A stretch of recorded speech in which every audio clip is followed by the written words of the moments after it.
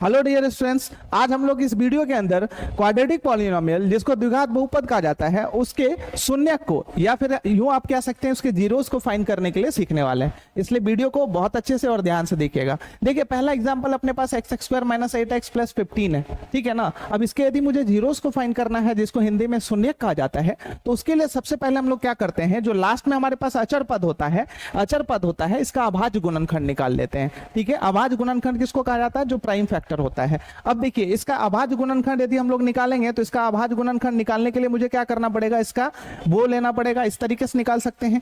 तो सबसे पहले 3 से लगाए तो 5 और अगेन 5 से लगाएंगे तो क्या हो जाएगा 1। मतलब इसका अभाज्य गुणनखंड कितना हो चुका है, 3 इंटू 5 इंटू में क्या 1। इस तरीके से अभाज्य गुणनखंड निकाल लिया। अब ध्यान दीजिएगा इसमें जो मध्य में पद है, मध्य में कौन सा पद है, एक्स वाला जो पद है। और देखिए कई कबार ऐसा होता है कि ये पद आगे पीछे भी होता है, तो सबसे पहले आपको इसको अरेंज कर लेना है और इसको आपको अरेंज हमेशा इसी फॉर्मेट में करना है।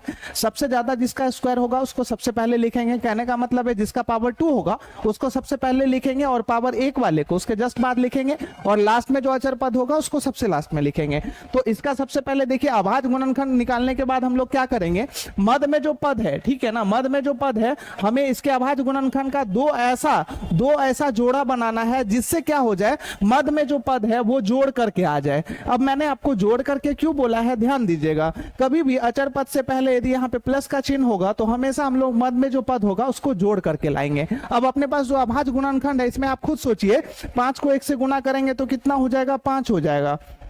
5 को 1 से गुना करेंगे तो कितना हो जाएगा 5 और ये 3 अकेला हो जाएगा। तो इस तरीके से 3 और 5 को यदि हम लोग जोड़ लेते हैं तो अपने पास कितना निकल जाता है, 8 निकल जाता है। तो इस तरीके से हम कह सकते हैं कि 15 के अभाज्य गुणनखंड का 2 वो जोड़ा है, 3 और 5 वो जोड़ा है जिसको जोड़ के हमारे पास कितना आ जाता है, 8x आ जाता है। तो चलिए हमने यदि अपना जोड़ा तैयार कर लिया, मतलब मध्य पद को जोड़ के लाने का जो जोड़ा होता है उसको यदि आपने तैयार कर लिया है तो उसके बाद आपको कैसे सॉल्व करना है। सबसे पहले हम लोग यहाँ पे लिख जो अपने पास पहला पद है एक्स स्क्वायर। अब देखिए 8x को हम लोग किस दो जोड़ा में यहाँ पे तैयार किया हुआ है, किन दो पेयर में तैयार किया हुआ है, तो 3 है और 5 है। तो बताइए मुझे माइनस में 8x लाना है तो माइनस में 3x और माइनस में क्या लिखना पड़ेगा, 5x लिखना पड़ेगा, ठीक है। और प्लस में 15 को एज इट इज लिख लेंगे। अब स्टार्टिंग के दोनों टर्म में आपको क्या करना है, कॉमन फाइंड करना है। तो कॉमन क्या मिल रहा है, x मिल रहा है, तो x माइनस कितना हो जाएगा 3। अगेन इन दोनों में कॉमन क्या मिल रहा है 5, तो यहाँ पे कितना हो जाएगा x माइनस 3। अब आप यदि देखेंगे तो x माइनस 3 ये पूरा का पूरा एक टर्म है और ये पूरा का पूरा एक टर्म है, तो दोनों में दोबारा से x माइनस 3 अपने पास क्या हो रहा है, कॉमन मिल रहा है। तो x माइनस 3 को कॉमन लेंगे तो बताइए दूसरे ब्रैकेट पे अपने पास क्या बाकी रह जाएगा, x माइनस 5।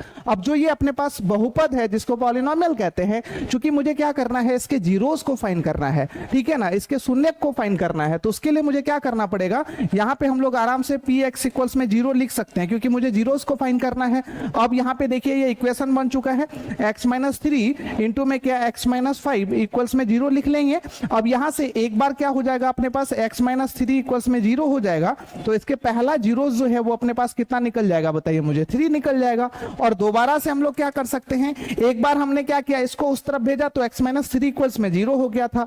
अब दोबारा हम लोग क्या करेंगे, x माइनस 5 इक्वल्स में 0 लिख लेंगे, तो यहाँ पे x इक्वल्स में कितना निकल जाएगा, बताइए 5 निकल जाएगा। तो इसी तरीके से इस क्वाड्रेटिक पॉलिनोमियल के जीरोस को फाइंड किया जाता है। एक दूसरा एग्जाम्पल भी अपने पास है, इसको भी सेम तरीके से करेंगे इसमें, लेकिन थोड़ा सा आपको जो चेंज क्वेश्चन के अंदर दिख रहा होगा वो आप अच्छे से देख सकते हैं। वो चेंज क्या है बच्चों, तो भाई वो चेंज सिर्फ और सिर्फ एक ही चेंज है, ठीक है ना। एक चेंज क्या है, एक चेंज ये है कि यहाँ पे एक्स स्क्वायर के पीछे कोई गुणांक नहीं था, ठीक है। पहले क्वेश्चन में एक्स स्क्वायर से पहले कोई गुणांक नहीं था, लेकिन इस क्वेश्चन में क्या है, एक्स स्क्वायर से पहले जो है ना यहाँ पे गुणांक भी है। अब आप खुद बताइए, यदि यहाँ पे गुणांक होगा तो एक सिर्फ एक्स्ट्रा आपको स्टेप करना है, और वो एक्स्ट्रा स्टेप कौन सा होने वाला है, तो भाई 3 को आपको 8 से गुना कर देना है, कितना निकल गया 24, ठीक है ना। 24 का अब आपको क्या करना है, यहाँ पे इसके अभाज्य गुणनखंड को निकालना है, प्राइम फैक्टर को निकालना है। तो 2 से लगाएंगे तो कितना हो जाएगा, 12 हो जाएगा। 2 से लगाएंगे तो 6 आएगा और 2 से लगाएंगे तो 3 आएगा। अगेन 3 से लगाएंगे तो 1 आएगा। अब इस तरीके से ये इसका अभाज्य गुणनखंड निकल चुका है। अब अभाज्य गुणनखंड तो निकल गया, लेकिन मुझे क्या करना है, इसको बताइए मुझे घटा के, क्योंकि पहले वाले क्वेश्चन में प्लस था लास्ट में अचर पद से पहले, तो हमने जोड़ के लाया, और दूसरे क्वेश्चन में देखिए अचर पद से पहले माइनस का चिन्ह है, इसलिए हमें क्या करना पड़ेगा, घटा के इसके बीच वाले पद के बराबर लाना है। तो इसका भाई कितने पेयर आपको तैयार करने हैं, सिर्फ 2 पेयर आप तैयार करेंगे, ठीक है ना। तो चलिए इन दोनों को यदि मैं एक साथ रख लेता हूं, इन तीनों को, तो यहां पे आप देखेंगे 2 दूनी 4, ठीक है ना, 2 दूनी 4 और दूनी कितना हो जाता है, 8 हो जाता है, ठीक है, 2 दूनी 4 दूनी 8 हो जाता है। लेकिन इन दोनों को एक साथ रखेंगे तो 2 2 को एक साथ रखा तो 4 हो गया, और ये 2 3 को एक साथ रखेंगे तो 2 3 को एक साथ रखेंगे तो 6 हो गया। तो देखिए 4 और 6 को गुना करने के बाद बताइए मुझे 24 भी आ जाता है, और 4 और 6 का डिफरेंस जो है वो कितना हो जाता है, 2 भी हो जाता है। इसका मतलब है 4 और 6 के पेयर से हम इस क्वेश्चन को आराम से क्या कर सकते हैं, सॉल्व कर सकते हैं। चलिए इसको सॉल्व कैसे करना है वो देख लीजिए। यहाँ पे बताइए मुझे 3x² सेम टू सेम लिखेंगे।